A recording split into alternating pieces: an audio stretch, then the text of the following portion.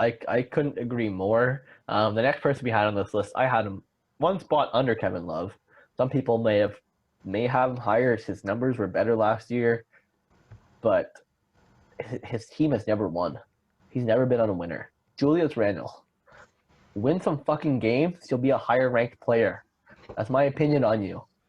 Yeah, I mean, myself, I feel bad for Julius Randle because he was a pretty high pick too, and I feel like everyone, for whatever reason, on Los Angeles, like no one liked him there, and he didn't do bad by any means. Like he's a No, he had a great year. yeah, and like he's a really good player. He's a guy who already has had multiple years, or just about, of 20 and 10 basically. He's a guy too, a power forward who passes the ball pretty well. He was 10th in assist to power forward. Again, fifth in offensive rebound. A guy who's one of the best volume scorers at power forward just in terms of putting the ball in the net. But he obviously doesn't have the ability to space the floor like a guy like Kevin Love, where he only shoots 27% from threes, and he takes 3.5 per game. He doesn't Takes too many, first of all. exactly, and he doesn't shoot it at Kevin Love volume from anywhere on the floor in terms of efficiency. But it's a guy just based on who he plays for, how much he gets the ball, and the fact he does know how to work the post so well, puts up 20 and 10 almost at ease. But it's a perfect example of someone putting up empty stats on a bad team. That's what I feel his whole career has been so far. I don't think he's been on a winning team once so far. I don't think he's ever made the playoffs at this point. I think he had a good year this year, and he had an even better year the year before. But we all know why he had a great year with New Orleans the year before. We all know that Davis was in a shitter that year. We all know that Davis wasn't actually playing. When he was playing on a 20-minute restriction. He wasn't actually having any effort. His agent didn't want him to get hurt. So Randle went in there, got 22 points per game, 22 and 8, 22 and 9, had a great year. Really showed his career that he can be that point getter. And New York Knicks brought him in to be that point getter when we all know they failed on so many other players. But that's my issue with him. He's brought into a team to be a star player, a team that was looking at 5 to 10 other players before even looking at him. He wasn't the player that was going to come in and win for them. He was a player that was going to come in, put a couple fans in the crowd, and make them not a complete laughingstock game in and game out like the Philadelphia 76ers were back in 2013. But on the other hand, is he actually benefiting the team? No. Was he benefiting New Orleans? A person who's putting up 22 and 10 on that team, that team should have been a playoff team, let alone they had Anthony Davis there. He clearly didn't add any extra wins there. I don't know if that's because of his defensive effort or because he's just a ball hog on offense and puts up those numbers, but he doesn't let his team have an opportunity. I'm not sure what it is. But to me, until he actually wins, he's not a top 10 player in this league. To me, it's just a factor of being on a lot of bad teams. Where yes, he was on the team with Anthony Davis, but like you said, that was a team playing limited minutes. That wasn't the team trying to win. That was a team trying to get a high draft pick too. And I mean, that's a team that looks very good now. They got Zion Williamson. They got the job done. Yes, he was the star team there, and same thing with the Knicks. But at the same time, this is a guy who's only 26. He's going into his prime. He's improved dramatically. Where he was that 13 guy. He had the little improvement to 16, and then he really jumped to that 20 point per game 2 years ago, like you said, where he was the player. Brilliant. And exactly, now he's had 2 years of being, for the most part, the primary guy. The guy. Who's to say this guy can't jump off and be a 24 and 10? Let's say he can't replicate similar stats to a guy like Chris Bosh, to a guy like Paul Millsap. Like, there's definitely Julius Randle, again, at the very minimum, has the ability, other than the three-point shooting, to be like a guy like Paul Millsap. They have similar bodies. There's no reason, yes, I'm sure that for the most part, I would say that entire New York Knicks team lacked an effort on defense. If Julius Randle wants to play defense, I'm confident that he could play defense. I'm confident that he's strong enough to compete with most of the power forwards in the league. Yes, if I'm picking Anthony Davis to go against Julius Randle and I have a betting line of Anthony Davis scoring over under 24 and a half, I'm taking the over. But again, that's one power forward, Giannis, whatever. But for the most part, I would consider Randle a pretty good defender, to be honest. I don't think that's a huge knock on him. I just think he's been on a lot of bad teams, and he's on a bad team again. And like I said, I think we're just going to see. I think he's going to improve, and that's why I had him that's why I had him higher. Yeah, higher. Yeah. 22 and 10 at max. I don't think he'll ever go above 25. I think he's just going to have a good year again this year, where probably like 22 and 8.5. but it could even be a 24 and 10, and that's really just going to justify the top 10. It's hard to not have a guy in the top 10 when he puts up something like that. Yeah, I know, I get that, and he definitely thinks in his mind that he's a top 10 player. He probably thinks in his mind that he's a top 20 player in the whole league. Hey, we said I that. don't put him on that echelon, but he's getting to that age where he's in his prime now. If he's gonna put up the years, he's got to put them up now. Because the Definitely. people that are just above him are younger than him, which is crazy to say because he's only 26. Yeah. But the guys that are above him are younger than him, and they're already putting up better stats. I think that once we got through this top 10, once we passed number 10, we went on to an even other echelon of players, and you're going to notice after it's going to be another level at the end as well. But these next players that we have, they're leaps and bounds ahead of someone like Julius Randle, even though they haven't. Right now we have at number 9 we have John Collins, fantastic player with Atlanta. He's had a crazy year last year, and I actually think that Atlanta fans are going to be fucking pissed that we have him number 9 because of how great of a year he had last year and how great of a year his career's been so far. Yeah, and the big thing is, like you said, not only last year, but the consistency in his career, where the name John Collins almost goes forgotten a lot of times, but to Atlanta fans, like you said, it It was doesn't get mad. forgotten. Absolutely not. John Collins is a guy who he was one of only 3 players in the league to actually average 20 and 10 at the power forward spot, and the only other two were sorry, he was one of only 3 to average a double double, and the only other 2 basically averaged 20 and 10. One was Sabonis, who is a great player. The other one was Giannis. So I mean, if your only company in a category of averaging a double double is 2 players like that, clearly you're one of the best in your position. It's not an easy position to really stand out, like we've mentioned, and John Collins has found a way to do it in multiple areas. I think one point where he's actually improved on with a lot of people that are above him in this list is that he was able to improve 3-point shooting. He Yeah, shoots at almost 400% now. He shoots 3.5, 4 per game. He has all the tools necessary to be an all-star. He had 1.6 blocks per game last year. He's no slouch on defense. He had all these tools there.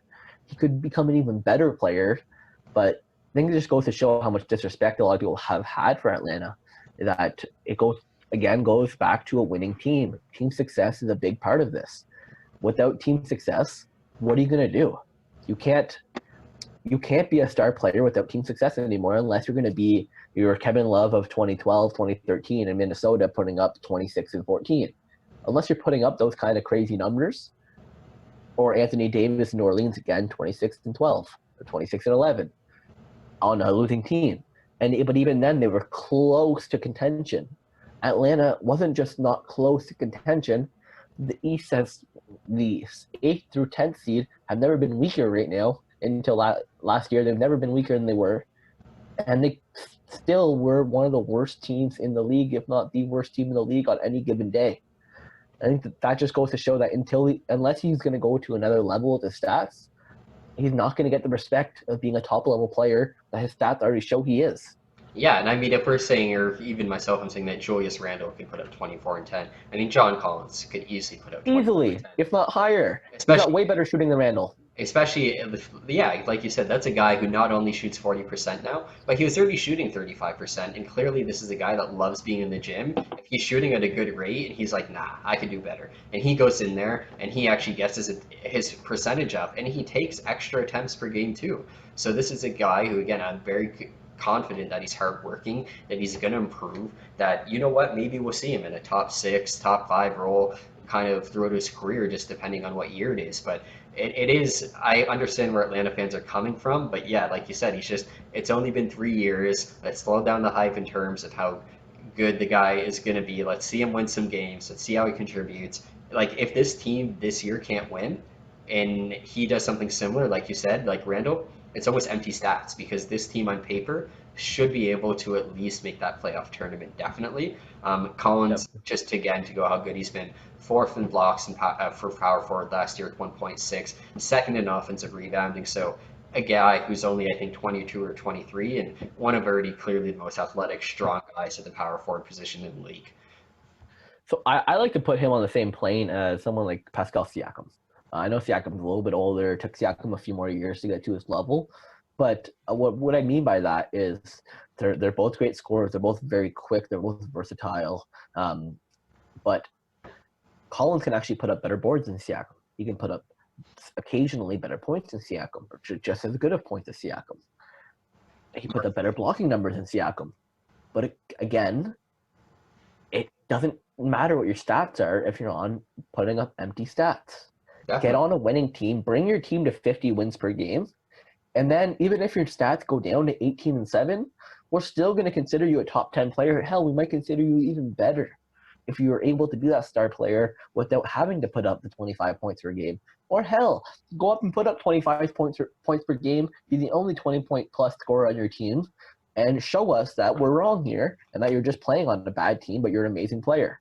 But until you can show us that, you're not going to be considered an amazing player. Yeah, and I think the next two guys on our list are very key to them. Where yes, one of the guys coming up are definitely Siakam, but even the guy who's next on our list, I think, is someone that a lot of people will argue that Collins is better. But based on the fact this other guy's on a winning team, and he's actually proven to be pretty good in the playoffs too, that he finds himself higher on this list than him.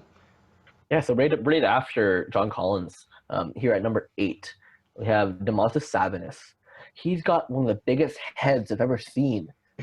So his dad used to be in the NBA. Yeah. Search him up. His head's fucking this big. It's huge.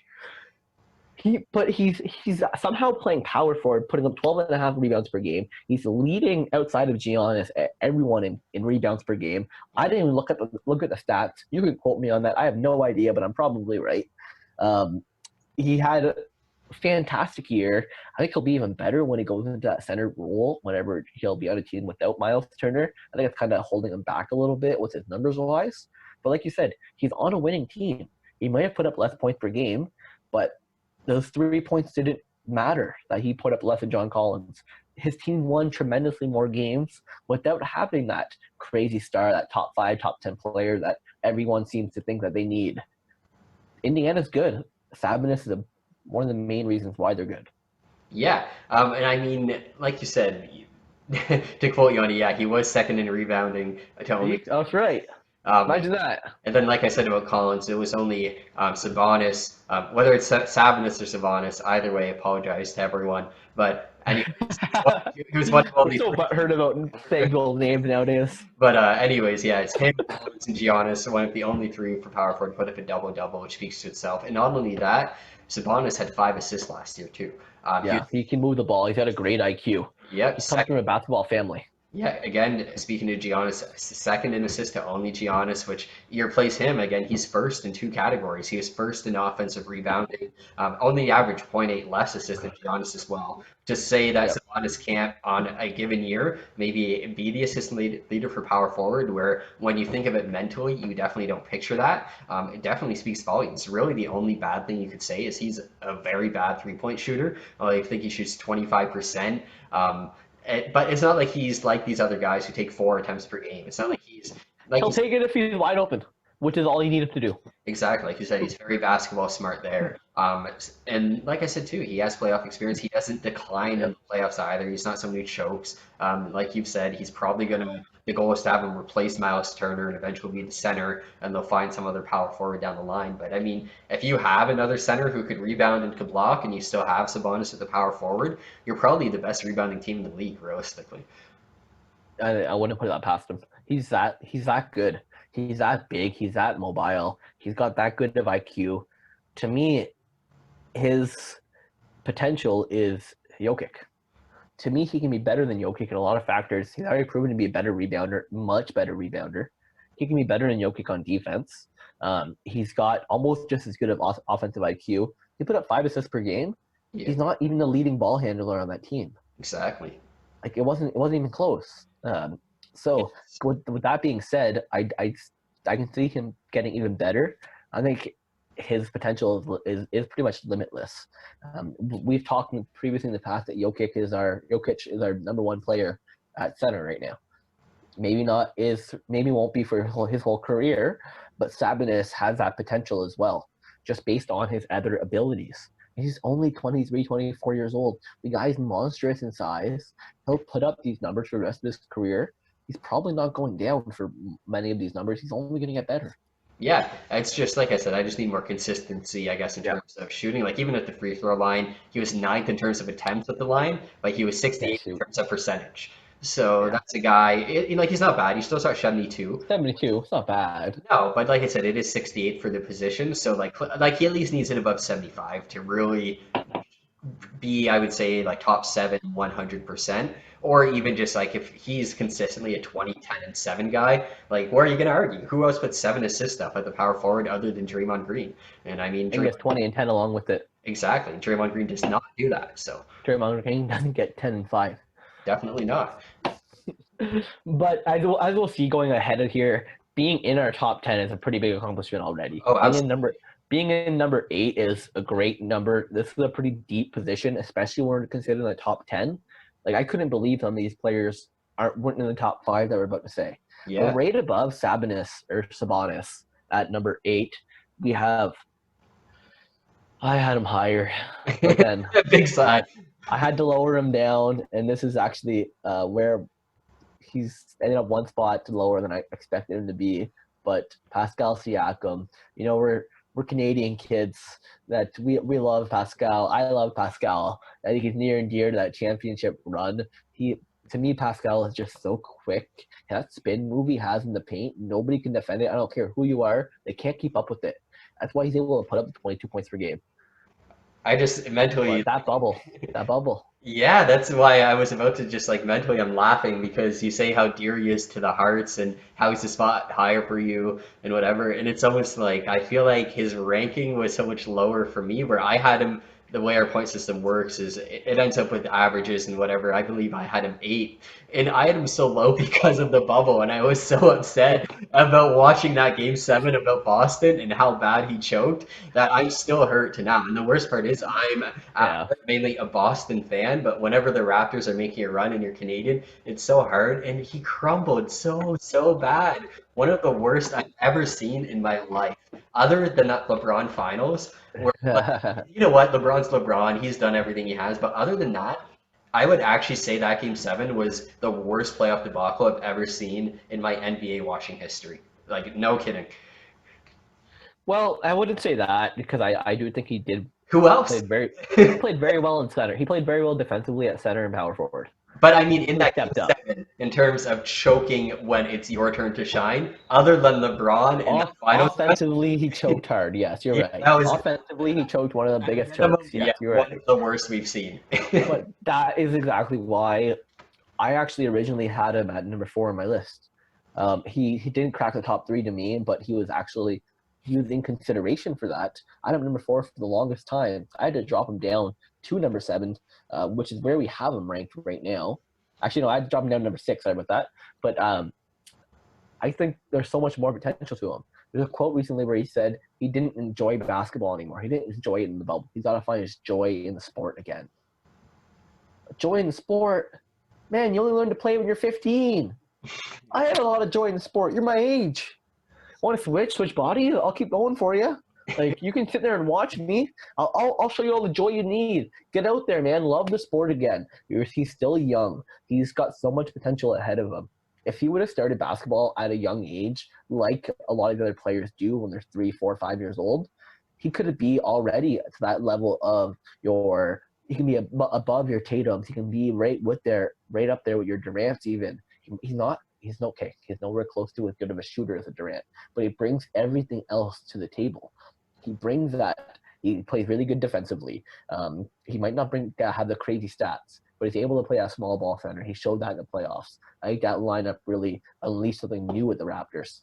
He's so quick off the bounce. I think he's probably the quickest player in the league off the bounce with that quick spin move he has. Nobody can defend that. But with that being said, that bubble performance hurt him hard. It dropped his rankings at least 2 to 3 for both of us. I'm not saying something because I am a Raptors fan. I watched 50, 60 Raptors game last year. I watched 20, 30 games that weren't the Raptors.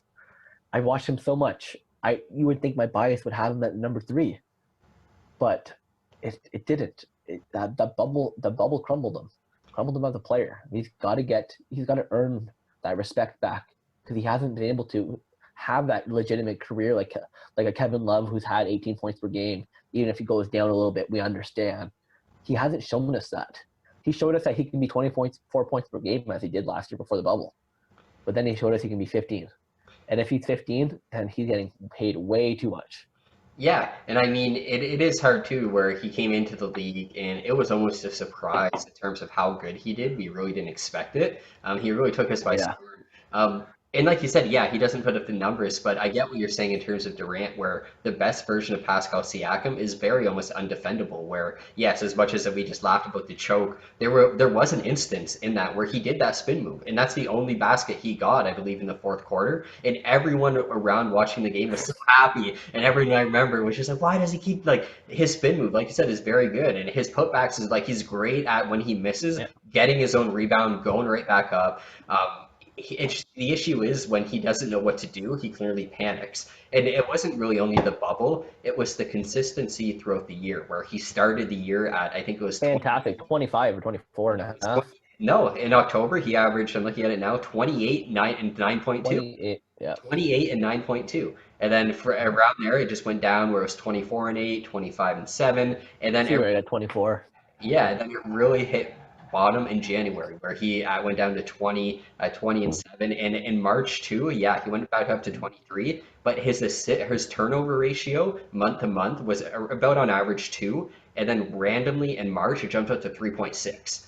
So I mean, I knew you were going to say that. Yeah, there was clearly something going on, not just in the bubble, but in the second half of last year, whether it was the wear and tear, something going on mentally, who knows? But I think it was mentally, but we don't know. We'll never know, and I just hope that we don't ever have to talk about this again. Definitely, because if it's the version of Pascal Siakam where not only in October, but we've seen December to October where he's a 25 and 8 guy, easily it deserves better than a 7 spot because he does play on a championship team. Other than that game 7, we haven't seen him have the consistency of choking. Could hit a shot from pretty much anywhere, anytime you need it. Has a few elements to his game that no other players have. So yeah, he's unique. He is.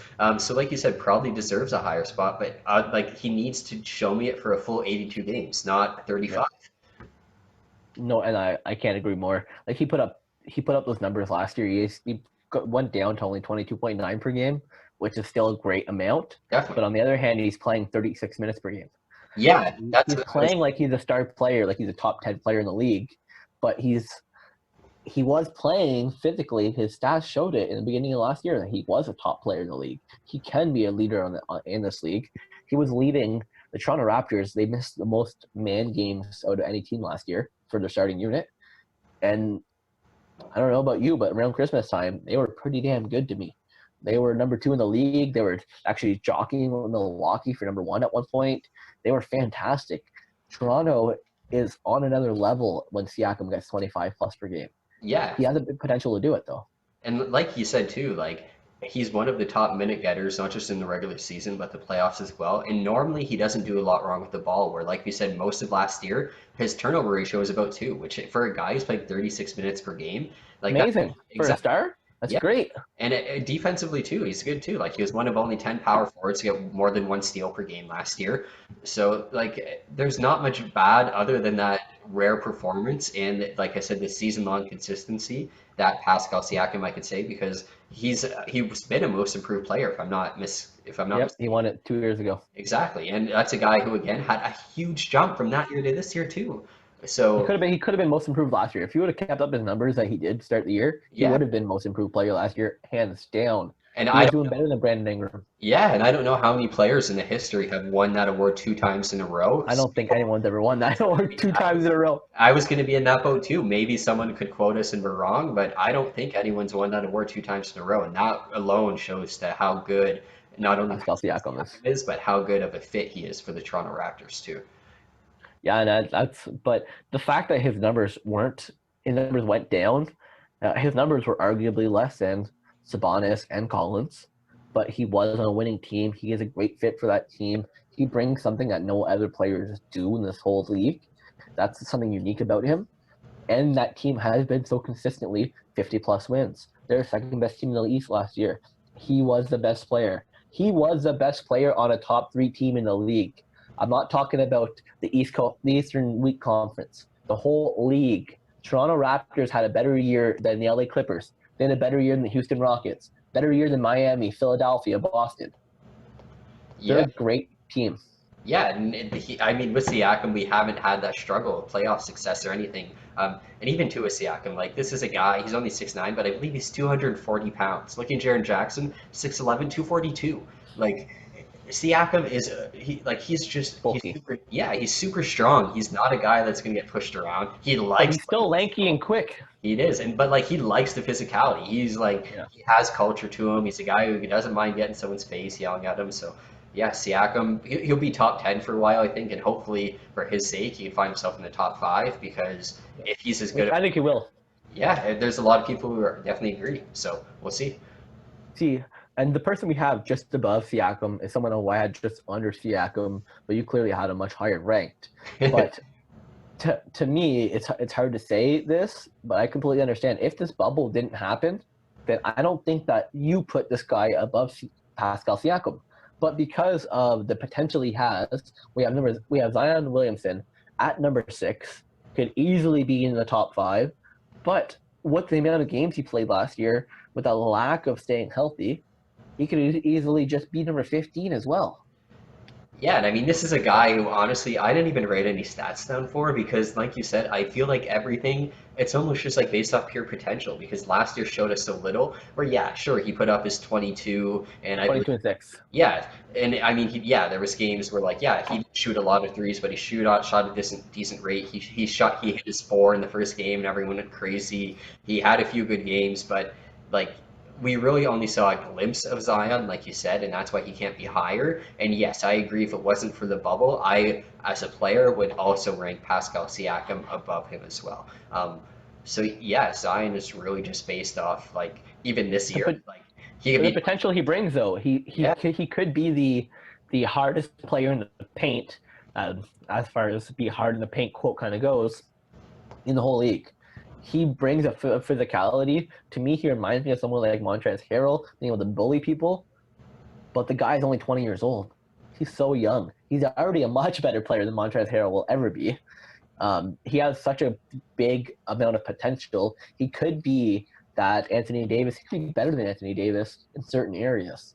I don't until he can prove us his shooting. I can't even compare him to any of the players on top of him, below him, and anywhere close to him right now. Like he shot 42% from 3 last year, but he only shot 0.6 per game. Yeah, He hit 4 in his first game. Think of that. That exactly. means what? He shot another 10 the rest of the year. Exactly. So like, it's not fair to count his potential on shooting based on that. I think he's been hurt a lot. He reminds me a lot of Embiid in that sense, but Embiid's a great shooter. If Williamson is as well, then he would have shot more than 0.6 per game. He plays bully ball. He does that great. He has the potential to be the best power forward in the league. Whenever Giannis starts kind of winding down his career a little bit, but until he actually does that, until he can actually play a full year, he cannot crack the top 5 and I can't even think of him as close to the top 5 until he can prove to me that he can be a star player on a playoff team Yeah, and be healthy.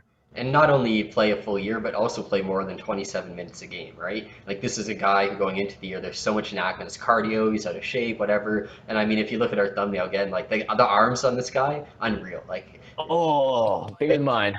but it's like he literally it looks like DK Metcalf from the NFL, who is known as like the biggest freak in the NFL, just physically. That's what Zion Williamson looked like. Like in terms of athleticism, again, I know there was a sports science thing where apparently taking a dunk full on from Zion is the exact same force as getting hit by a Dodge Ram at 15 miles per hour. Like that's how much force he could generate.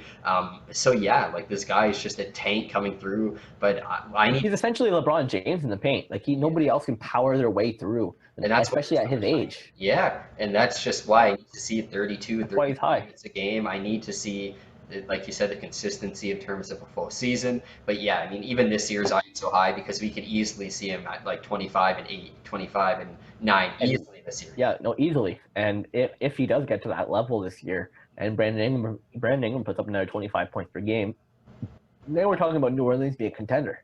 Definitely. But until he can prove to be healthy for a whole year, I think of someone like Kyrie. I know Kyrie's a completely different player, but just when it comes to health, if he doesn't play a full year, And what's the point of having him there for half the games? You're Yeah, not going to be a playoff team, and if he's not healthy come playoff time, well, even if he is healthy come playoff time, if you're not in the playoffs, it doesn't fucking matter. yeah, and I mean with that too.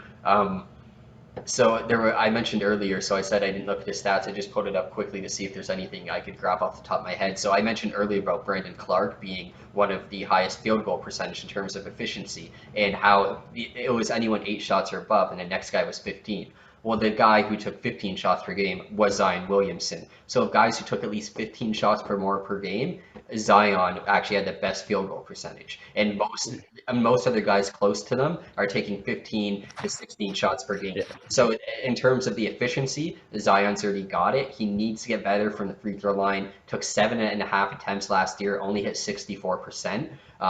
With like it's like the Shaq thing where like your arms are so big, you almost like you don't know your strength, and you think you have to shoot at a certain velocity, and then unfortunately it's always too much or too little. So Simmer. he needs to figure out his own body, and that's when his free throws we'll see his real kind of consistency there. But if I'm playing the New Orleans Pelicans and I need to stall or need a comeback, I'm probably like doing a hackathon to Zion at this point, honestly. Right now in his career, yeah, I can see that, but that's something that he can improve on very easily. Again, his numbers are very skewed last year. He didn't play very much. Yeah, That being said, if I'm starting an NBA franchise today, I'm considering him very hard to be in that top 5 pick of who I'd pick first. yeah, Because at this point, I even consider him over someone like LeBron James just because of LeBron James is on his way out of his career. This definitely. guy's only 20 years old. He's got his whole life ahead of him. I He think can be that player. if you were a general manager and if they said, okay, you have a full scrap fantasy draft, you're like LeBron James, they would be like, dude, like there's 19-year-olds who are like gonna be very good too. Do you not want to read? No, no, no. Like, yeah. So Zion Well, Williamson, you kind of got to think of it that way too, because LeBron James, he'll bring whatever players he yeah, wants I mean, afterwards, right? yeah, but I mean Zion in his own right. I get like definitely like he is definitely if I had a top five, he would be in it just based on the fact that we know where it's gonna be. And Yep. even if I had a top one, he might even be it as well. But it's hard to say that because he hasn't played. He Exactly. That's needs to might play, asterisk. Might. right? Might. And he might prove us wrong. He's another guy that's even if he only plays 25, 30 games next year and he puts up something similar to this year, he's probably not going too much further down this rankings than maybe one spot. But he's a guy who has the biggest potential to get up into that top 3. He's the only guy outside of the top 3 that has a potential to get into the top 3. I guess I would say my only worry is I hope he doesn't fizzle out almost like Andrew Wiggins, where I feel like after year one, we would have been saying a lot of the same thing about Andrew Wiggins if we did this back then.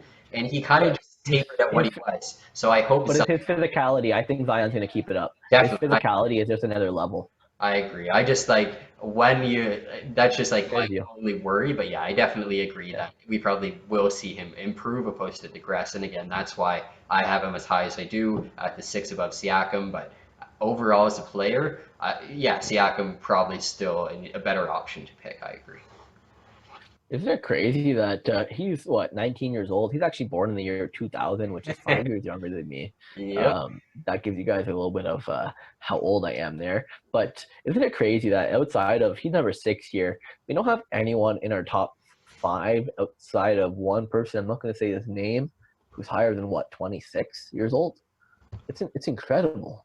The next few people we have, they're only going to get better. Even we have here at number 5, just on top of Zion. Zion's a generational talent who can get even better. This guy was a generational talent, and guess what? He's still fucking young. Like people don't realize that how young this guy is. We have Kristaps Porzingis. He's going into this year 25 years old. He is my age, but I feel like because he started in the league as such a successful player and he started 4 years ago, we don't realize that he is still such a young player with such a bright future ahead of him. He's Yeah, a unicorn. he is, and this is one of the guys who the jersey are wearing. Fans were very upset when they made this pick, but realistically, going back, I'm sure any Knicks fan would love to have Kristaps back. For sure. Way better than Julius Randle. Come Yeah, on now. I mean, the trade that happened was very questionable to say the least.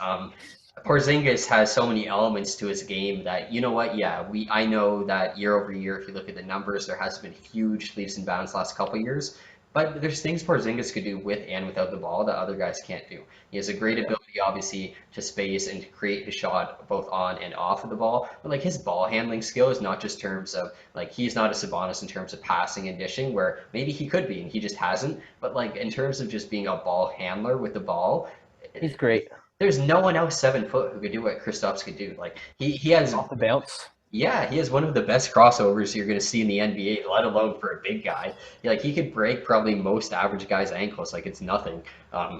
He's crazy athletic for a 7 footer, especially for a guy who physically doesn't look like he'd be. Obviously, he's crazy strong as well for again a guy who doesn't look like he'd be. Rebounds super well, scores at a pretty efficient pace. You just yeah, He had a down year in Dallas last year. He had a down year for his first year in Dallas. With that being said, he didn't play the year before that. We're missing that out of Porzingis. We're forgetting that he was out for a complete year. It takes people a hot minute to get back into it. Not only that, but he came back into Dallas where he's not the star player. He's the second best player. He always played an inside out game. Like we were talking about Kevin Love earlier. He went over to Dallas, and Rick Carlisle said, "No, you're sitting on the 3-point line." And everyone's chirping Rick Carlisle all year. Why aren't you playing him in? Why aren't you playing him in? And then those games where he'd hit 5 3-pointers, Rick Carlisle was looking at the other people being like, you guys are a bunch of fucking idiots. With that being said, he only hit it 35% last year. He can raise that up. He's got that shooting ability. I could be wrong, but I'm pretty sure his shooting actually got better throughout the year. He still ended up 20 points per game, even though he was on a team with Luka Doncic over at 28 points per game, 30 points per game. He's still a fantastic player. The fact that he's not the number one player on this team just benefits him more and more. He's the only person outside of maybe Davis and LeBron that's such a highly ranked player, such a highly skilled player who's not counted upon to be that number one player. It could put them in a fantastic role that I think that by the end of the year last year, especially in the playoffs, he figured out that role. He understands that role, and he'll only shine in it more and more, especially as Doncic is going to be 22. He's going to be 26. And Dallas is a scary team with Kristaps Porzingis putting up 22 points per game. They were a scary team last year at him hitting 35% at threes.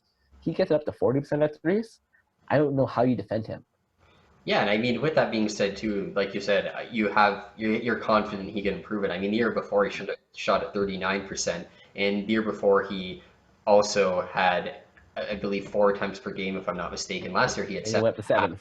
That's what I mean. That's a big jump. So I mean, you're probably going to see some regression there, and like you said as well, missed a whole year. So obviously there's some factor into there too. To say he's going to get worse than this, I'd be very surprised. To say he's even going to stay at this level, like you said, to be surprised. Probably going to get back up to that a minimum 38%, 30 whatever percent Yep. kind of mark. But And that's one more 3-pointer. exactly. And that's again puts you at 23 per game. You're talking about 22 per game, puts you even more there. And I think not only that, but Kristaps Porzingis and Luka, they clearly like playing together, and that's something that is very beneficial for Dallas long term. Where in New York, like yeah, he was a star player, he was whatever, but like you could tell he wasn't that happy there. The day he was received, they weren't happy to get him. Why would you like that'd be like starting a relationship with someone to be like, whatever. And then you're just like the whole time trying to prove your worth to them. Like what would be the point? The whole time they sit there being like, did you guys draft Bargnani? No, they didn't draft Bargnani. They drafted essentially Dirk. Yeah, exactly. So I mean, ultimately, this guy, like you said, came off an injury, still had a really good year, could only go up. They were probably more conservative with how they used him just to make sure they actually didn't ruin his career, especially because, like you said, they lost Dirk and they don't want to be a team that ends up as a consistent bottom feeder. They know what they have with Luka. They want to surround it with good players. They did with Kristaps. And this team, I would be shocked if they don't make the playoffs for a number of years to come. And just depending how much he improves, Kristaps will probably just keep hovering throughout this 1 to 5. It's just like you said with center, everyone above him too. They're so good in their own right. I could really only see him in recent years unless there is an injury going above one of these guys, honestly. No, that's exactly it. No, he's a fantastic player, and we've been talking about how great he is at certain things. We haven't even talked about how great he is on the defensive end as an interior presence. If he ever did move to center, he's kind of like an Anthony Davis, where he's able to destroy power forwards, but he could easily play center with and bang it down low with any player in the league. That's kind of what he's probably going to do eventually with his career, kind of like how Dirk did it. But with that being said, this guy's future is only looking brighter. He's so young still. Don't underestimate him. He's going to be a top player for the next couple of years. He's going to be a top player probably for the rest of it. And I really do believe that KP's got a great future. In Dallas with him and Luka, no matter who else they bring in, they're a top 4 team in the West every year. Those two are there no matter what. Yeah, I mean, he's never had sort of one year with 1.9, but other than that, never had less than 2 blocks in a year. So Yeah, this is a guy who that was actually, his rookie year. yeah, and that's a guy who actually knows how to use his length. He knows how to use his size. And there's someone who, even on this list, I feel like I'm going to say doesn't necessarily know how to do that, even at this point, who's been in the league even longer than him. No, exactly, and that's where he's gotten to this point of his career by using his size, by using what he's great at. And last year wasn't a great year to show what he's great at. I think he's only going to get better. Yeah, I would agree. So just on top of KP, Kristaps, Porzingis. That? This is where the top 5 it gets intense. I guess the 3 is where, like we say, there's levels, and then it's like this last one is like the borderline of the number 4 is good. He's really good. Don't get me wrong. He's a great player. Yeah, but you're right. As soon as we pass number 4, it's like a whole other level. Yes. Number 4, I would group him and KP in the same category right now. And he's the only reason that this guy is higher than Kristaps Porzingis is because of his bubble performance, because of his playoff performance, he's able to shine as a leader of his team performance, being that number 1 player on the team. At number 4, we have Jayson Tatum. Such a young kid. I had him underneath Siakam for the whole time, and then I looked at their playoff performance, and I went, wow, I can't do this. And it hurt me so hard to put him above Siakam, but I had to. He had a great year. Yeah, and the first thing you said was always so young, and it's been like 4 years that there's just memes on memes of he's only 18, he's only 19. It's just like you forget how young Jayson Tatum is too, because even before this list, we asked you, is he small forward or power forward? And like when he was drafted or the rookie year, maybe more small forward, but we know he's strong enough to be a power forward, absolutely. And I feel like he likes playing it as much as he likes to score. I feel like again, he's one of these guys that likes the physical presence. He likes to feel like he's in the game at every moment. He wants it to feel real, doesn't want to shy away from anyone, likes the bumps and bruises, as weird as it is. A guy who hasn't missed many games up to this point, a guy who's consistent no matter where or when it is. He's actually stepped it up in the playoffs. We'll get to his playoff stats. It gets even better. Yeah, but I mean, even like you said, the big thing for him was just how much he improved month by month. I mean, listen to this. Starts out the year pretty Jayson Tatum-like. He's pretty much 20-7 all the months. October 21-8, November 20-7, December 22-7, January 21-7, and then randomly February, this guy goes 30-8. What? Yeah, like February. That's amazing. That's we talked about Siakam, how good he did in October. You have a guy who on a team with Kemba Walker, Jaylen Brown, Gordon Hayward, among other players, who goes 30-8 out of a year where again he was just like, oh yeah, another 21-8, good year Tatum, and then just bam, superstar like that. Where again we talked about the levels. If he could do that for a whole year, oh my God, Jayson Tatum. He's on the other level. Exactly. He'll be on the other level, no problem. And that's how he played in the playoffs, like we spoke about, how he improved. He actually played that way for pretty much Boston's entire playoff run, especially in that series against Toronto. He was just lights out. Yeah, and I can definitely see him even jumping, going in higher. Like you say, he has the potential to put up those numbers. He's in the same boat as Siakam, where they're on great teams. They are the leader of that team. People might think Kemba's the leader of that team. Hell no. Jaylen Brown, hell no. That's Jayson Tatum's team. It'll be Tatum's team for the next 15 years. People are putting him on the same atmosphere as Paul Pierce. I don't think that's fair to Jayson Tatum. I think Tatum's going to be a better player than Paul Pierce. I think Paul Pierce is a fantastic player who won a championship there.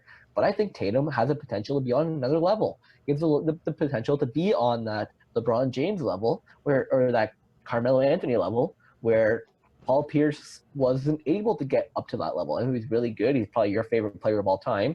But Tatum just shows at such a young age, he's able to do things at such a high level. It's unprecedented almost. Just the fact that he's on this team that's winning 50-plus games at the same time. And he's a leader. Yeah, no, I would agree that I would say Jason Tatum is definitely going to be a better player overall than Paul Pierce.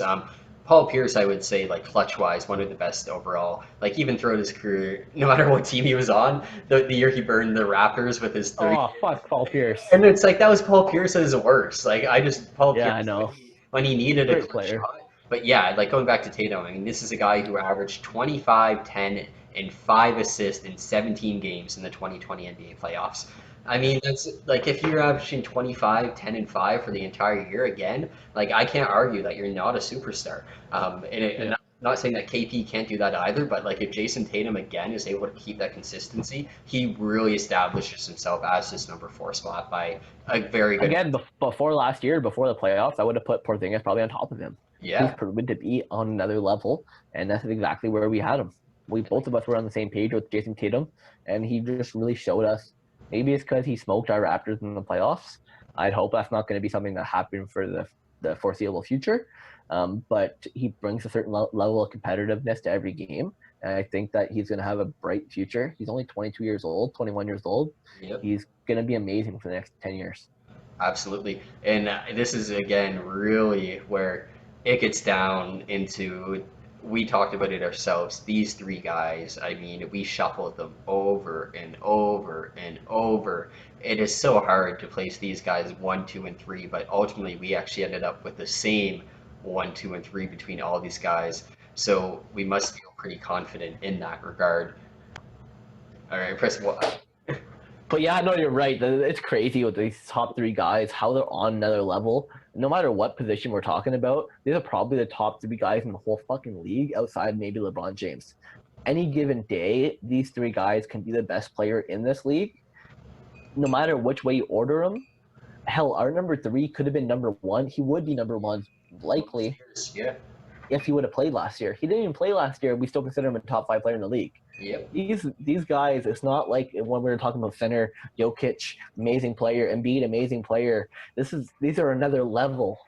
These aren't guys that might bring you to a conference final. These are guys that are going to bring you to a championship.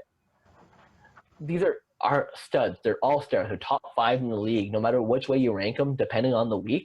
They're guys that if we did top 50 ranking last year, they would vary at the top three spots, top four spots every single week. Yep. Moving into that, we do have at number three. I already mentioned it. Someone who did play last year. If you guys couldn't figure it out, you got to go watch a little bit of basketball or at least read something. But Kevin Durant, former, I would say, competed with LeBron as the number one player on the planet for about 4 or 5 years there until he got hurt, to be honest. He's here at number three. He's got a career of 27, 7, and 4. He shoots from three-pointers at 40%. He's 7 feet tall. He moves. We're talking about Kristaps Porzingis having great ball handling skills. Durant on another level with that as well. Yeah, and I think that's one element of his game that's forgotten is how good of a ball handler he was. Like even saying the 27-7 that's expected, but the 4 assists over his career. Again, that's usually Career. yeah, that's usually a skill. Like his first few years, it's going to be much lower and develops over time too. Where It did. exactly where Kevin 6 last year. yeah, where I was about to say Kevin Durant year over year, I'm not you say at minimum Kevin Durant's going to put up 25, 7, and 6. I would say again is what Kevin Durant at minimum is going to do, and we're just talking about Tatum putting up 25, 10, and 5. If he can do that for a whole year, oh my God, amazing!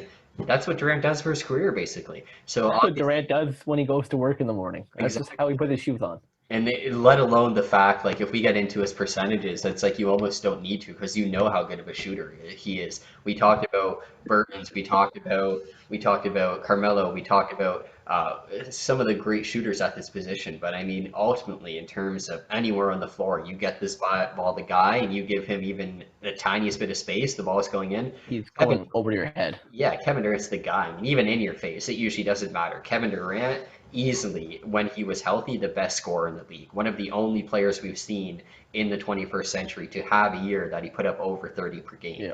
One of the only guys who could truly give LeBron James an argument, and not For in best player on terms the planet. yeah, and not even in terms over the last 20 years, LeBron probably wins it based on all the championships, whatever. But in terms of a certain year, saying this guy was better that year, Kevin Durant, very justifiable, had a In the couple of conversation. years. Absolutely. A No, guy who, Great. as much criticism as he's ever gotten to, always finds a way to overcome it. Oh, he can't win. Okay, well, yeah, sure, he went and joined a winner, but it's not like he didn't play hard teams to get. Back-to-back finals MVP. Yeah, Back-to-back finals MVP. yeah, and like I said, sure, he joined the winner, but yes, he was the MVP, and he still beat a LeBron James team that, guess what, beat that team without Durant the year before. So ultimately, Durant is clearly what put them over the hurdle. He would put any team over the hurdle. He's going to make Brooklyn one of the hardest teams in the East to play against as long as he's One of the healthy. best teams in the league. Yeah, and I think that the only reason he finds himself three is yes, he did have that injury Got hurt. that factors into this because it is a list of who is likely going to have the best year. And I think Durant might have a little bit of a, like I said, less productive where it might be like a 25 point, 7 rebound, whatever on assist. But that's not saying that Kevin Durant can't go up to 28 points per game. And if he does that, he's probably, again, the best player because you just can't defend him when he's actually scoring in volume. Like when Kevin Durant finds his rhythm, there's just, again, there's no one like him in that regard. He averaged 27.5 with OKC, and he still averaged 26 on Golden State, a team that had a little guy named Steph Curry. They had Klay Thompson. They had Draymond Green. They had Iguodala. They were a great team in their own right. Without him, they won 72 games. They might have lost to LeBron, but they won 72 games without him. But he was the player that took them to the next level. I love Curry as a player, and I know he won back-to-back MVPs, but Durant was the best player on that team. Durant went to the best team in the league and became the best player. Durant would go to any team in the league and become the best player. You go to LA, probably become the best player because LeBron would be smart enough to say, hey, I'm going to pass you the ball because you're a better shooter than me. He brings all these things. He's still one of the most, I would say one of the most mobile, but I don't know. He got a really big injury 2 years ago. Yeah, we don't know what he's going to come back at, and that's my only reason why I had a number 3. To me, he could be the best player on the planet any given day, like we've talked about. He's got all the tools. He's got that height. He can jump over anyone. He can move around the court. He shoots the ball like he's a guard. He handles like he's a guard. He can play in the post. He can do any little thing that he's asked to do. He's the best player, or one of the best players on the planet. But we just don't know what he's going to come back as. Yeah. If he comes back even at 75% of the player Kevin Durant was, he's still a third best power forward. But if he comes back at 100% what Kevin Durant could be, he could easily be the MVP and the best player in the league again next year, hands down.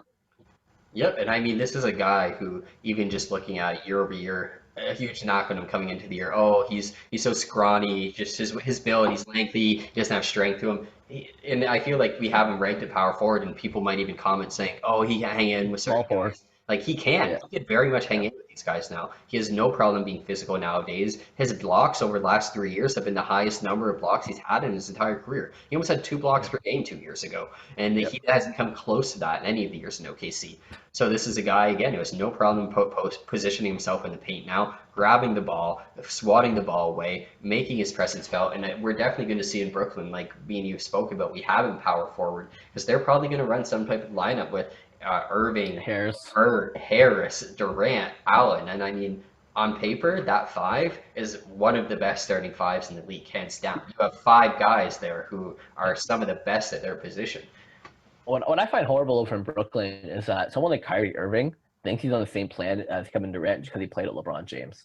Kyrie Irving is sitting there thinking that he's top shit, that the team's going to run this way. We don't need a coach because me and Durant, we're going to play our own way. ISO ball, blah, blah, blah. Okay, Durant did that a little bit at Golden State, but he bought into the team in Golden State that made them so successful. I still think Brooklyn's going to be successful no matter what, but Kyrie's got to simmer down on the talk of I'm on the same level as Kevin Durant. Kevin Durant's on a whole another ball game that 99.9% of players in this league can't keep up to. I would say Kyrie, maybe you're discrediting it a bit, or I think anyone who's great, but he's not a top 5 player in the league. Maybe not top 5, but also at the same time, I feel like anyone who's ever played with Kyrie just raves about how good he is with and without the ball. I feel like a lot of the time we don't see it because Kyrie, a lot of the time, either has to do too much or he's injured or, like you said, he's so. We'll talk about Kyrie whenever it's point guard time. Don't worry. Yeah, no. In terms of Durant, I mean, the only reason, again, that, like I said, the number. He's not any higher. Yeah, is because I do think we'll see a bit less because that team is so deep. And also, when looking at it, like the other guys are justifiable. Like if we could go to number 2 here with Anthony Davis, the best Kevin Durant we've ever seen, essentially. So with that, Anthony Davis, Los Angeles Lakers, NBA champion. We see that in the thumbnail as well. Big for Davis. Good on him. Number 2. But He could also be the number 1 player in the league. absolutely. But I mean, in comparison to Durant, where a lot of people might maybe not say that Durant's the one this year, but he at least might be better than Davis. What I say is that I feel like Anthony Davis is discredited a lot because playoff wise, Kevin Durant's best playoff series or best playoff run was that one with the Golden State Warriors 2 years ago when he won that MVP. And I mean, looking at his stats, they were just absolutely insane, where Durant had 32.5 per game. Obviously, the rebounds were there, had 4.5 assists, 90% free throws. Getting guarded by LeBron James, might add. 44% from 3 for Kevin Durant. Like, it's insane. But at the same time, Anthony Davis in his 2017-2018 playoff run, when he was the primary guy for the Pelicans, okay, so Durant played 12 games in that run, Davis played 9. So only 3 less games to go off of. Davis still had 30.1 points per game, pretty much on par with Durant. He had 13.4 rebounds. That's 8.4 rebounds more than Durant was averaging during that. He had 2.3 blocks, still shot a free throw percentage of 82%. Yeah, his threes were down, but I mean, did he really shoot that many threes during it? So, I mean, in reality, Anthony Davis, when he's had the chance to be that guy and to step up, clearly he's taken it. Ability to. He has the potential, if you need to put up 30 per game over a 10-game span, which clearly he showed it. And that was against the Spurs one series, I believe, if I'm not mistaken as well. MBD. Yeah, so clearly, again, I don't think that you could just justify Durant based off that playoff run because Davis has one that was just as good. And we know that Anthony Davis, statistically, 26-10, 27-10, 20, it doesn't matter. He's a double-double machine. He's a blocks machine year after year as a leader. He could actually hit the 3 at like a 35% rate now. I know Giannis got Defensive Player of the Year last year. I think Anthony Davis should have been well more in the conversation for that. Yeah. I just think that Davis he had such a great year in LA, but because he's on the team with the best player on the planet, he gets overshadowed hardcore. I'm not talking about like how Pippen got overshadowed with Jordan. Davis, like, no offense, Scottie Pippen, Anthony Davis is a much better player than you ever were. That's just what I mean. When did Scottie Pippen ever put up 30 per game in a playoff series? Never. Over 9 straight games. Like, that's 30 and 13. That's insane. And that's just what Anthony Davis was that year. He averaged 28 and 12 that year when it came to the regular season. 28 and 12 throughout the season. And we're talking, was that the year or the year before Cousins went there?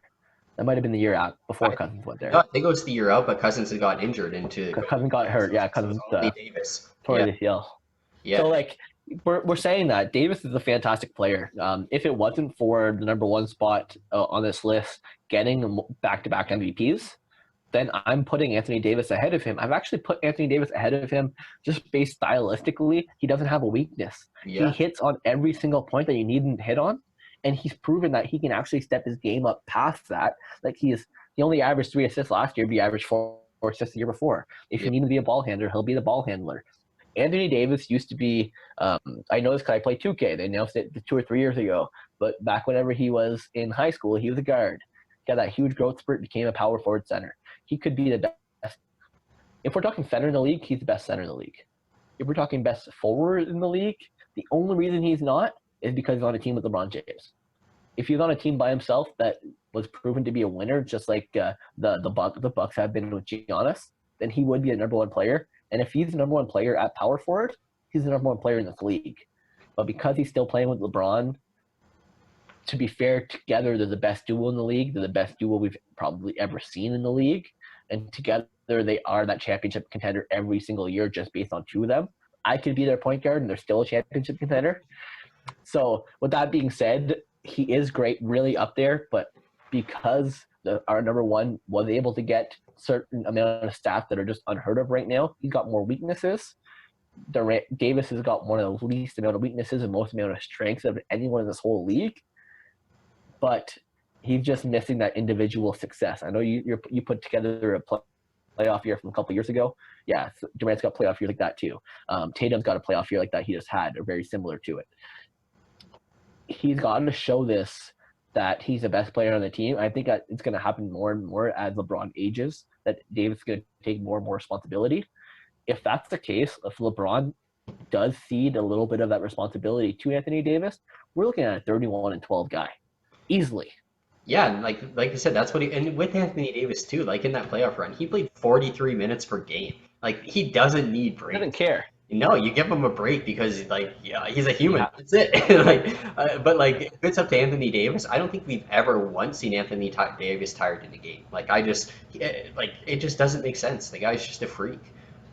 if he would have, I think he would have been higher in my conversation for a top player, not just talking about with him being a LeBron this year. I think that actually worked out for him because he did win the championship. Yeah. But the one big knock on him is that trade demand out in New Orleans, that he didn't play that year, that he didn't play hard, he didn't play his heart out. To me, that's a big hit on him. I know he was really young. I know that he wanted to get to LA. He got what he wanted. He got his wishes.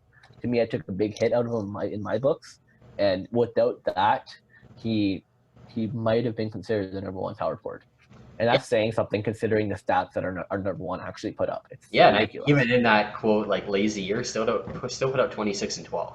Like that's a guy who's just half-assed, not trying. Just 4 assists. Try not to end up like 2.5 rebound blocks. Yeah, that's just literally a guy who saw one of his friends tear his ACL, losing a contract, and was like, I'm not going to do the same. And he just took a lolly off year, and he still did very, very good. Still got 26, 12, and 4, hit 2.5 blocks per game with only 2 turnovers per game. Yeah, that's another, like you said, turnovers very low. So many guys on this list, 3 turnovers is a very, very common easy number to get. Yeah, for a lot of those top 10 players because they have the ball so much. 3 turnovers is almost exactly. And Anthony Davis, given. Yeah, for Davis to only have 2, I mean that's fantastic. And I mean he did have 2.5 last year, but the number's never been over 3 in his entire career. I mean for his career average is under 2, so that's great on him. That's just another element to say how good he is in terms of the game of basketball. But as we're saying this, we know we clearly have a lot of love for Anthony Davis. I think he's going to be a top 3 player. I think him, Luka, and our future number 1 here are going to be a top 3 players for the next probably 15 years. I really do believe that because LeBron's getting older, Durant's getting older. These guys are really young. Davis is only 26 this year, or around that, 27 maybe. But he turned 27 and last year 27. Yeah, there we go. On another page here, we have someone who's the same exact age, 26 turning 27. At number 1, it's unfair to Davis to put him number 2 in a position where he would be number 1 in every other position probably. But this guy at number 1, Giannis Antetokounmpo. I'm not even going to try. Freak. That's okay. To call him the Greek freak, call him Giannis, whatever you want to call him. Just note that this guy is so good, he plays 27 minutes per game. I'm going to read you his per 36 stat line.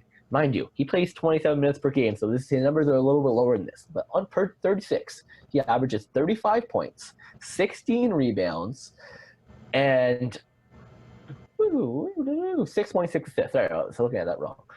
His blocks and steals aren't that high, but he still won Defensive Player of the Year last year. Clearly, he makes a difference on defense. 35 and 16, though. 35, 16. Like, I know he only plays 27. We're talking about Anthony Davis playing 40. Imagine if Giannis played 40.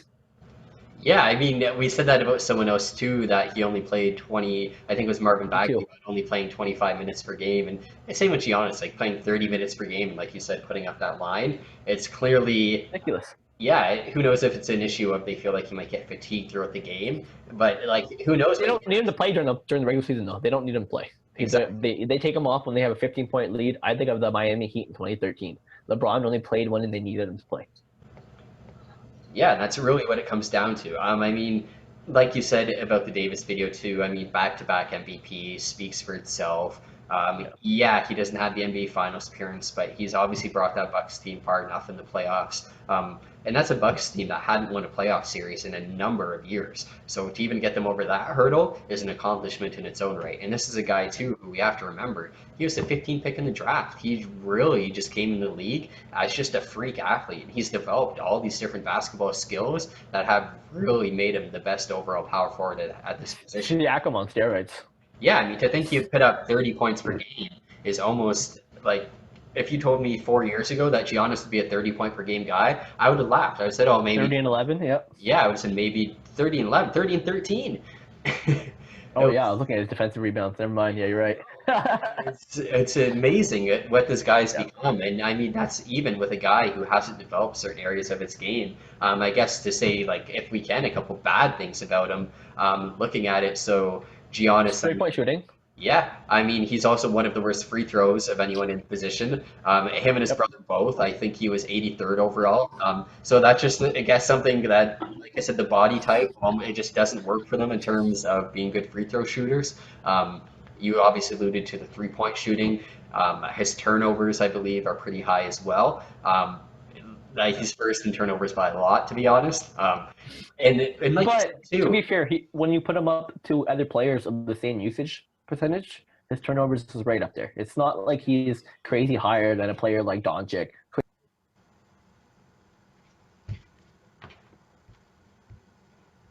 Out there, he's right about that level. So I definitely don't.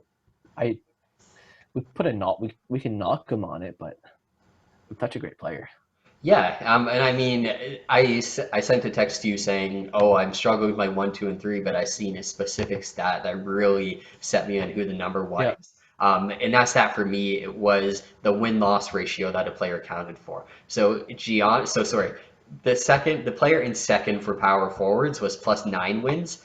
Giannis was plus 16? 18, plus 18. 18. He had double the amount of Jayson Tatum, and I mean, clearly for a guy to generate 18 wins for your team when again the next highest guy was 9, you're obviously the most valuable player at least at that position, and that puts In you the down whole to league. a very slim category, right? And looking at real plus minus too, this guy was someone who his real plus minus was 10. The next highest at power forward I believe was 3.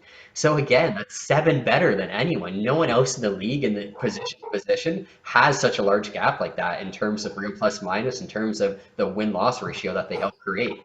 So clearly, Giannis has an ability in that regard to really help the Bucks do what they need to. I think sure we pulled in my driveway there. But yeah, no, Giannis definitely, like you say, great player. And whenever we're talking about Giannis, but we keep talking about his weaknesses. Can you imagine what kind of player he would be if he didn't have these weaknesses? If he could hit that three, if he can hit those free throws, if he can do all these things that we're already talking about him being the second best player on the planet right now. I can only imagine him being probably the best player on the planet and not even being close. He's putting up numbers. We put him on the same plane as LeBron, but he's putting up better numbers than LeBron ever did. He's putting up numbers that we've never seen before, especially not on this low of efficiency. It's amazing. Like I say, his wins added are double of what anyone else in the whole on his position, or even more in the whole league at this point. He doesn't even need to play. But if he improve that 3-point shooting, improve that free throw shooting, and more importantly, improve in the playoffs, there's no reason why he can't be the best player for the next 10 years in a row, and not just at this position. The fact that we had to think about if he's better than Anthony Davis, if he's better than Durant, the fact that was even a conversation just goes to show that he has so much more potential to reach. He's going to be amazing for the next 10 years, and I'm excited to watch, no matter what team he goes for. Yeah. Come to Toronto. I mean, I don't think we're necessarily going to see him improve a lot in the 3-point or the free throw realm. I mean, this is a guy who knows he gets the line a lot. He was first in Yeah. attempts for power forwards at 9.9, still only hit 62%. So, like, I guess that's just always probably going to be the knock on him that he can't hit it consistently. But again, like you said, the wins added just speaks for itself. His ability to get to the net, he does drop a bit in the playoffs. And I mean, at this point, the fact that he's probably not the best player in the league is the fact that one of the brightest memories in my basketball mind is Kawhi Leonard just absolutely dunking on Giannis and really getting the Raptors to that NBA Finals appearance. Versus if it was Giannis doing that to Kawhi, Giannis is probably the best player in the NBA right now, Yeah. and that's just really what set it But apart. he didn't. Where in that moment, Kawhi stepped up. He showed what the franchise number one, number two guy in the He league needs to does. do. Exactly. Versus Giannis is still in that top five discussion there, but power forward, definitely number one. Definitely number one. I mean, ironically too, there's so much talk about the Bucks leaving. We look at Mr. LeBron James and when he left, and there's so much talk and there was so much criticism on LeBron about, oh, you didn't win, and you could say the same about Giannis. Well, guess what? LeBron James left after his seventh year in Cleveland, and he did not win a title. And then he lost another year in Miami, and that happened. Giannis just finished his seventh year in Milwaukee. Give him a chance. I'm saying though, but the chance he has to go potentially where there's been so much talk to Miami is going to be in his ninth year, the same year LeBron James won his first title. So there's no reason to give Giannis whatever shit for not winning yet again when LeBron took to his ninth year. So we don't know how many he'll have in a row. We don't know what he's going to look like in the finals until he gets there. And for it to take him year 9 or 10, clearly, even for the best That's player normal, of this though. generation, That happened to Jordan too. exactly. Normal. And that's why people, like, even ourselves, we criticize him for it. But when I saw that, it's like you literally have a career at that point that's reminiscent to LeBron James. We just criticize him because of how well the Bucks are in the regular season. The Bucks are the best team in the regular season. It's not even close. I don't know if LeBron's ever had that, but the fact that the Bucks have that and they will go down, that's where the knock is. But to be fair, it's not a fair knock. He's so young. He has this team they're built around him, but he's got Middleton, but no true second star like LeBron had to win a championship. Mm-hmm. I think if he's around a team like what LeBron had in 2012, 2013, then there's no way anyone beats him. I think he's right up there. He's going to be a great player. Him and Doncic are going to be the future of this league. I hope Davis is right up there as well. But like we talked about, Giannis just does certain things better than anyone else in the league. And if he keeps doing those certain things better than anyone else, then I don't see how he gets off of that spot. Number one is where he's going to stay. Yeah, I don't know if he'll necessarily win a third straight MVP, but regardless, like you said, Either way, saying this, the Bucks absolutely going to make the playoffs. I myself, we have a previous video where I said there might be the most disappointing team in the regular season. You know what? It might happen, but if they actually have some some playoff success, it's not going to matter. But ultimately, my kind of point with the LeBron thing is I don't even care how this year goes because I just want to see what happens almost in year 9, just to see where he's going to play and just to see if that's going to translate into an NBA title for him. Because once year 9 happens, where again LeBron, Jordan, other players, that's really where they almost seem to take off. That's where we're going to get to gauge where Giannis' term sits in terms of all-time NBA. Because he's going to be going into that 9th, 10th year where you could actually put together a large enough portfolio and gauge what Giannis truly was throughout his career too. I really do like. As much as he may stay in the Bucks, I really like him in Miami. I really like him in Toronto. I think both those teams, he would fit so well in those teams, and they would be a contender for the next 10, 15 years. But that being said, no matter where Giannis goes, he's going to be on a contender. He is a contender. He is contending. And like we said, he does have our number 1 spot. We awarded Nikola Jokic with a Joe Louis as an award. So what does Sir Giannis Antetokounmpo and however we want to say it, you guys could spell it. Antetokounmpo. And then Giannis Ant. We'll just go with that. How are we going to reward Sir Giannis, Mr. Greek Freak? Are we going to get him a pita wrap if he ever comes to Toronto? I think we should get him a couple of packs of Rockets. Yeah, but he's Greek. You know what? That's the point. We get them Canadian snacks. Get them something different. Exactly. Who cares about where they come from? Come visit us. No, like you said, the Joe Louis was Canadian. The Rockets are Canadian. These are key elements. So there we go. We have your award. We hope you're not diabetic. Because give us your address. We'll get it over to you. Don't worry. I don't know if they'll make it across the border. We'll get you the big ones though, not the little ones. Oh, don't worry, we got you. The little ones are better for sure. The big ones are aesthetically more pleasing, but the little ones taste way better. You could eat more of them at once, so there's more sour. You know.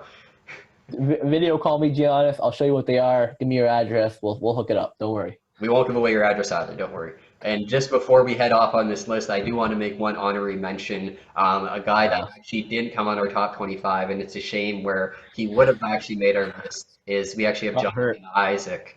Unfortunately, yeah, he got hurt. Yeah, the Orlando Magic GM did say Jonathan Isaac is very unlikely to play this year after suffering another, I believe, ACL injury basically right after he comes back.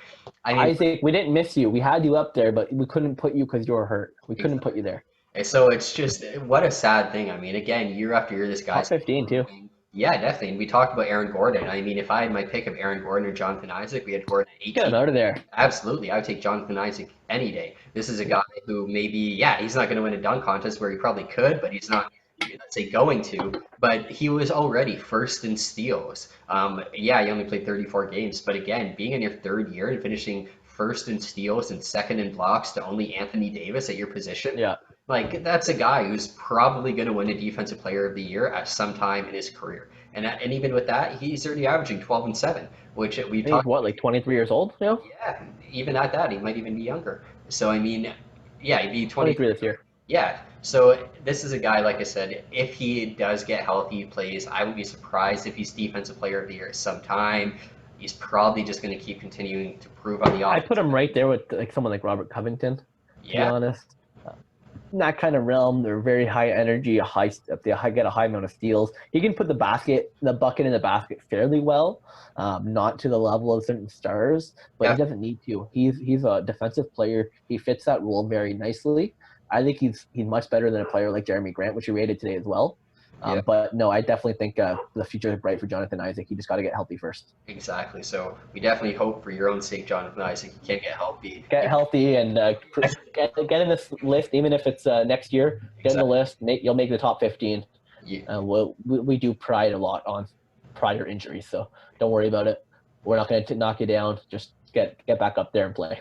might only be top 20, but still. Yeah, probably. But prove us wrong next year.